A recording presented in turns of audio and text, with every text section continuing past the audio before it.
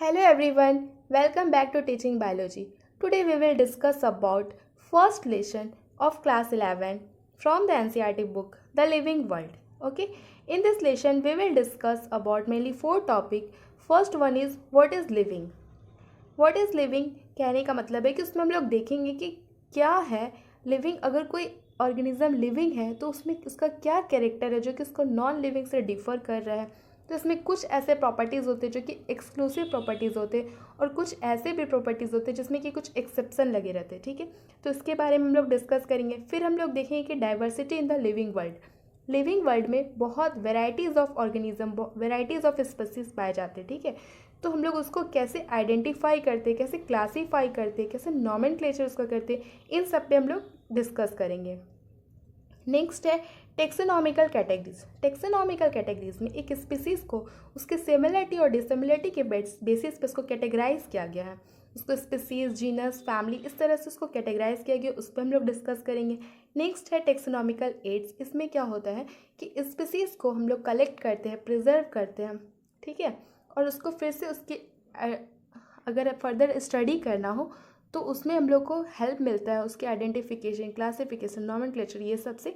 तो उसके बारे में हम लोग डिस्कस करेंगे. ओके, तो first we will discuss about habitats. Habitats क्या होता है? हैबिटेट ऐसा प्लेस है जहाँ पे लिविंग ऑर्गेनिज्म पाया जाता है. तो वो हो सकता है कि वो कोल्ड माउंटेन हो, या फिर डेसिडियस फॉरेस्ट हो, या ओशियन हो. ठीक है, या फ्रेश वाटर लेक्स हो. ठीक है, डेजर्ट हो, या हॉट स्प्रिंग हो. कहीं पे भी इस सारे प्लेसेस में कुछ ना कुछ लिविंग ऑर्गेनिज्म देखने को मिलते हैं. तो उन सारे लिविंग ऑर्गेनिज्म का अगर किसी एक स्पीसीज़ का बात करें, किसी एक स्पीसीज़ का अगर एक पार्टिकुलर प्लेस में ग्रुप ऑफ स्पीसीज़ हो, ठीक है, तो वो क्या बनाता है? पॉपुलेशन. और बहुत तरह की अगर स्पीसीज़ का ग्रुप हो तो वो मिल करके क्या बनाएगा? मीन्स पॉपुलेशन मिल करके क्या बनाएगा? कम्युनिटी. तो इन सब में दो क्वेश्चन अराइज होता है. पहला क्वेश्चन ये है कि व्हाट इज़ लिविंग. ठीक है, व्हाट इज़ लिविंग पहला क्वेश्चन है. और दूसरा क्वेश्चन है what is the purpose of living. तो what is the purpose of living ये हम लोग यहाँ डिस्कस नहीं करेंगे क्योंकि ये फिलॉसफी का क्वेश्चन है. हम लोग ये डिस्कस करेंगे कि व्हाट इज़ लिविंग. अगर आपसे कोई पूछे कि व्हाट इज़ लिविंग तो आप उसको क्या बता सकते हैं? लिविंग ऑर्गेनिज्म की में ग्रोथ हो सकता है. ठीक है, रिप्रोडक्शन होगा, उसके पास एबिलिटी होगा कि वो सेंस कर सके इन्वायरमेंट में क्या चल रहा है, क्या टेम्परेचर है, क्या गर्म है, ठंडा का मौसम है. ठीक है, तो ये स्टिमुलाई को, ये सब को वो उसमें सेंस करने की एबिलिटी होती है एक लिविंग ऑर्गेनिज्म में. नॉन लिविंग में ये सारे कंडीशन देखने नहीं मिलते हैं. नेक्स्ट उसमें मेटाबॉलिज्म होगा, यानी केमिकल रिएक्शन होंगे उसमें, क्योंकि वो लिविंग है. उसमें सेल्फ रेप्लिकेशन का प्रोसेस होता है. तो ये सारे फीचर्स होते हैं लिविंग ऑर्गेनिज्म में. तो हम लोग एक एक करके सारे पे डिस्कस करेंगे. पहला है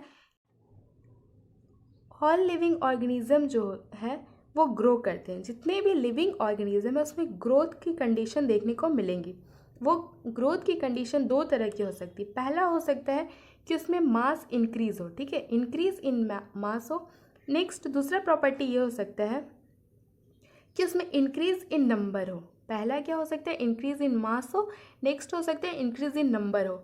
अगर मास में इंक्रीज हो रहा है तो वो भी ग्रोथ है, और अगर उस इंडिविजुअल स्पीसीज के नंबर में इंक्रीज हो रहे हैं तो वो भी क्या है?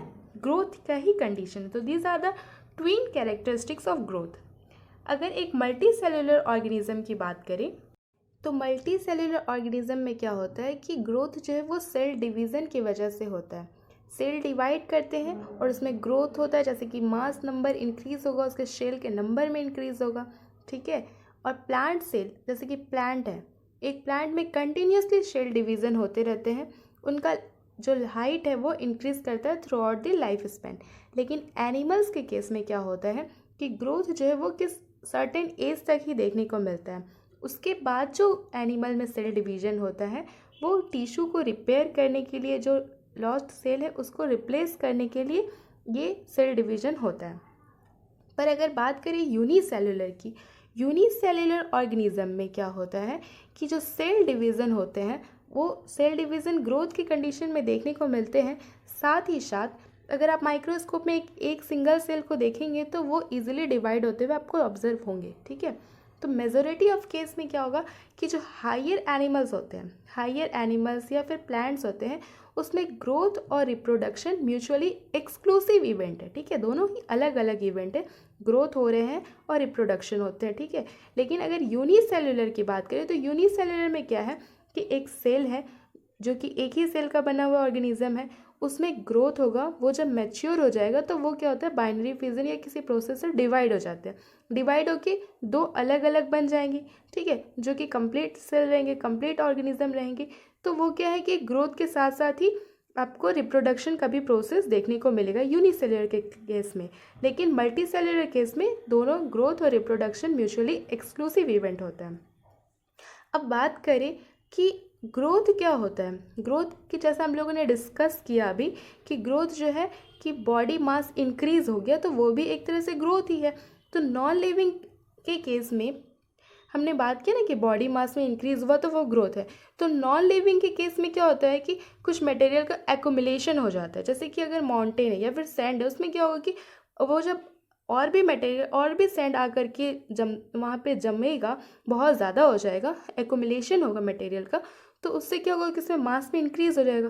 तो क्या वो इंक्रीज जो है वो आप उसको कह सकते हैं कि ग्रोथ है, ठीक है। तो नॉन लिविंग में भी तो मास का इंक्रीज हो रहा है, पर वो जो है वो आउटसाइड से आया हुआ है, ठीक है। तो लिविंग ऑर्गेनिज्म में जो ग्रोथ होता है, in living organism growth is from inside.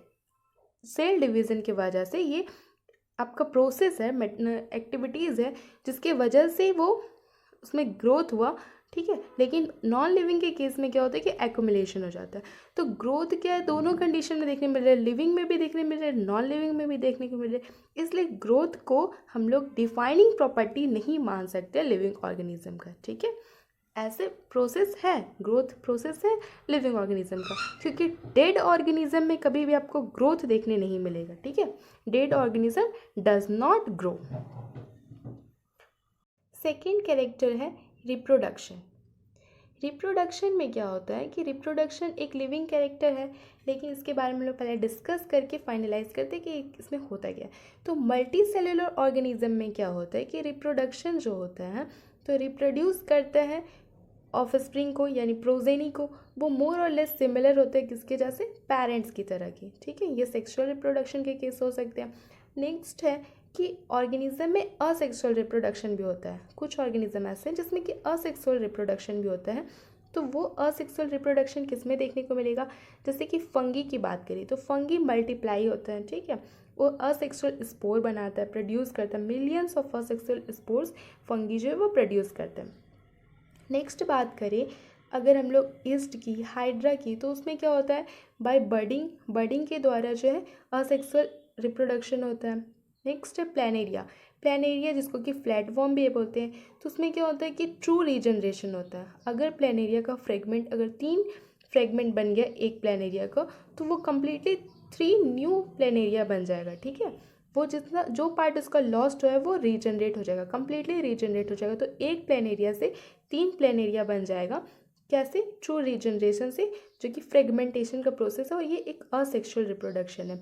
Next हम लोग बात करें फंगी में, जिसमें कि फिलामेंटस अल्गी का बात करें या प्रोटीनेमा मोसिस का बात करें, तो इसमें भी मल्टीप्लाई होता है किसके से, फ्रेगमेंटेशन से ही। नेक्स्ट है यूनिसेल्युलर ऑर्गेनिज्म। यूनिसेल्युलर ऑर्गेनिज्म का एग्जांपल है जैसे कि बैक्टीरिया हो गया, या यूनिसेल्युलर अल्गा हो गया, या अमीबा हो गया। इसमें रिप्रोडक्शन जो है वो सिनोनिमस है किसकी, ग्रोथ के, क्योंकि इंक्रीज इन नंबर को हम लोग क्या बोलते हैं, increase in number of cell होता है, तो इसको भी तो ग्रोथ ही कहते हैं। और वो एक सेल का ऑर्गेनिज्म है, तो उसमें अगर सेल का इंक्रीज हो रहा है तो वो 2 सेलुलर ऑर्गेनिज्म तो नहीं बन जाएगा, वो 1 सेलुलर ही ऑर्गेनिज्म रहेगा, यूनिसेलुलर ऑर्गेनिज्म रहेगा। लेकिन वो क्या होता है कि डिवाइड होकर कम्प्लीटली 2 नया अमीबा बना देता है, ठीक है। तो उसमें ग्रोथ भी हो रहा है और साथ ही साथ वो रिप्रोडक्शन भी हो रहा है। नेक्स्ट हम लोग बात कर ले कि कुछ ऐसा भी कंडीशन देखने को मिलता है जिसमें कि रिप्रोडक्शन नहीं होता है, ठीक है। जैसे कि मोल्स हो गया, स्टेराइल्स वर्कर भी हो गया, इनफर्टाइल ह्यूमन कपल हो गया, इनमें क्या है, रिप्रोडक्शन देखने नहीं मिलेगा। तो इसमें क्या होता है कि ये कैरेक्टरिस्टिक तो लिविंग ऑर्गेनिज्म का ही है, वो लिविंग है, लेकिन उसमें रिप्रोडक्शन नहीं हो रहा है, means steriles, worker bee, infertile couple, ये नॉन लिविंग तो नहीं है, ये लिविंग है लेकिन उसमें रिप्रोडक्शन नहीं हो रहा है। तो रिप्रोडक्शन जो है एक एक्सेप्शन हो गया इनके केस में। लेकिन हाँ, हम लोग जानते हैं कि नॉन लिविंग जो है ऑब्जेक्ट है वो रिप्रोड्यूस नहीं करते, पर लिविंग में है कुछ एक्सेप्शन है जिसकी वजह से उसमें रिप्रोडक्शन देखने को नहीं मिल रहा। तो इसको भी रिप्रोडक्शन को डिफाइनिंग कैरेक्टर नहीं कह सकते हैं। ओके। और सिंगल सेल ऑर्गेनिज्म में क्या होता है कि जो है उसमें ग्रोथ और रिप्रोडक्शन दोनों ही टर्म्स जो है वो देखने को मिलते हैं, क्योंकि वो एक सेल का ही बना हुआ। तो जो फ्रेगमेंट होंगे या टूट करके जब बर्डिंग हुआ या बाइनरी फ्यूजन हुआ तो उससे दो नए ऑर्गेनिज्म बना देते हैं। नेक्स्ट कैरेक्टर है metabolism. Third characteristic of life is metabolism. Metabolism means क्या होता है?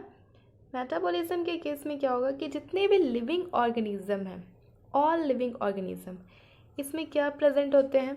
वो बने रहते हैं केमिकल से। ठीक है, वो केमिकल क्या हो सकते हैं कि स्मॉल हो सकता है, बिग हो सकता है, वेरियस साइज का होगा, और ये सारे में केमिकल रिएक्शन होते हैं और ये सिंथेसिस करते हैं या ब्रेक डाउन करते हैं। ठीक है, एक एग्जाम्पल से हम लोग समझने की कोशिश करते हैं।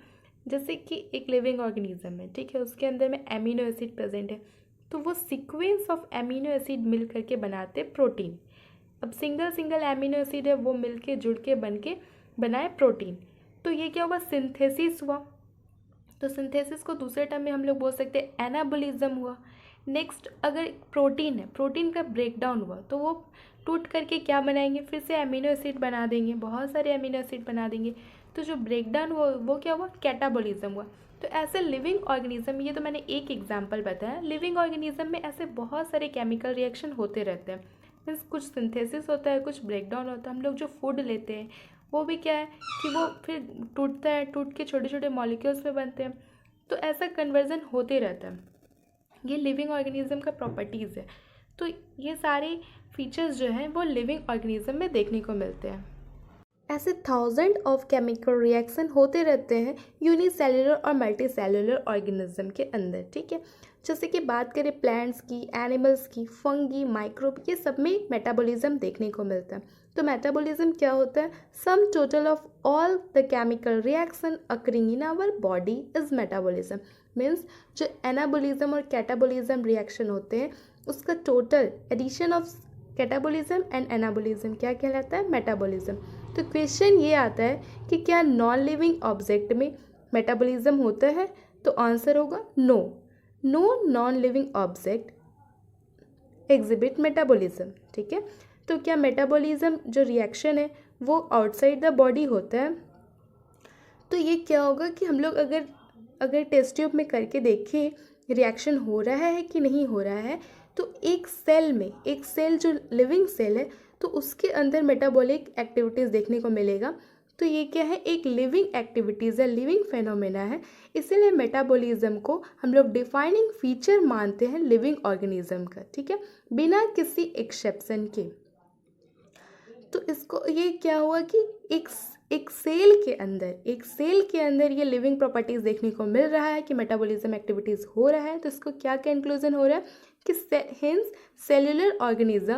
Cellular organisation of the body is the defining feature of life form.